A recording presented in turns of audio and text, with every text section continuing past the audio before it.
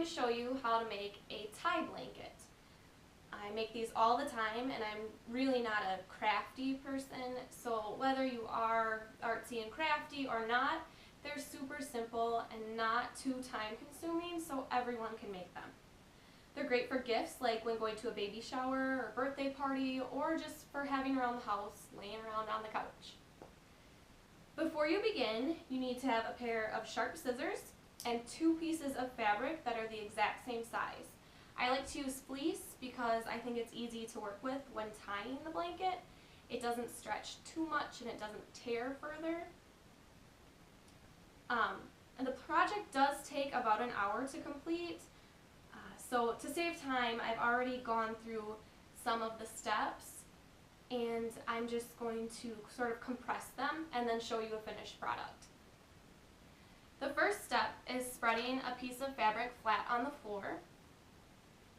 And next you need to make cuts at the corners that are about 4 inches deep, so it's about a 4x4 square that is cut out of each corner. Fleece is also not too hard to cut into, which is good. You don't want something that catches constantly or that your scissors won't cut. So here's the 4x4 square that I cut out of each corner. And the next step is one of the most time-consuming steps, but it really doesn't take that long. You need to cut strips into the fabric about 2 or 3 inches wide and about 4 inches deep. Just make them even with the corner cuts that you made and you'll be good to go. So I will make a few of those cuts right now, a few of the strips. They really don't have to be perfect, straight, and it doesn't matter if you get a jagged cut in there.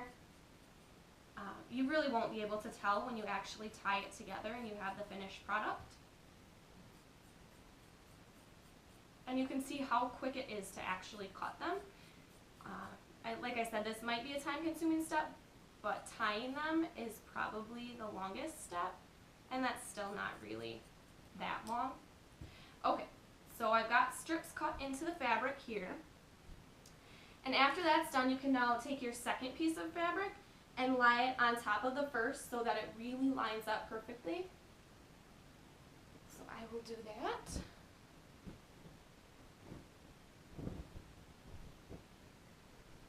I've already cut the corners out of this piece of fabric in order to save a little time, and I've also cut some of the strips already.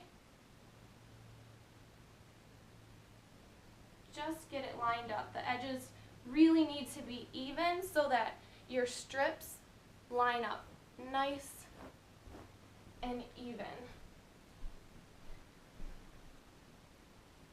All right. Okay, I've got my strips cut into this red piece on top, strips cut into the bottom. So the next step is to start tying. Do your best to line up the strips so that you don't have any odd ones at the end of the project, and if you do, don't worry about it. You can just snip them off and no one will ever notice. I like to start at the corners when tying, and I like to tie 2 knots to make sure it's nice and tight. These are easy to wash. You can just throw them in the wash machine, and I like the double knots so that they don't come undone in the washing machine.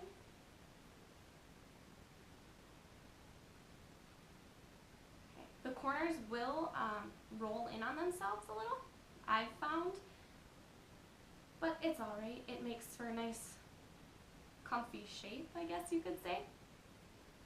Tie it nice and tight. Again, this is probably the most time-consuming step. Takes longer than actually cutting the strips, but it is the final step, so you can actually see a light at the end of the tunnel.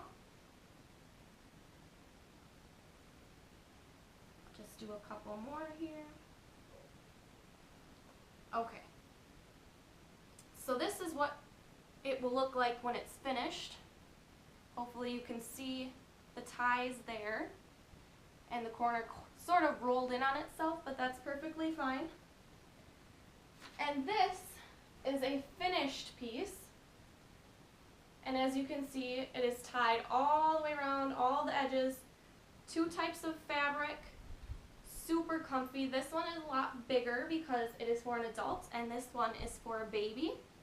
So you can make them for all kinds of people, all kinds of occasions, parties, anything you want. Hopefully you learned something about making these blankets, and you might want to try one for yourself.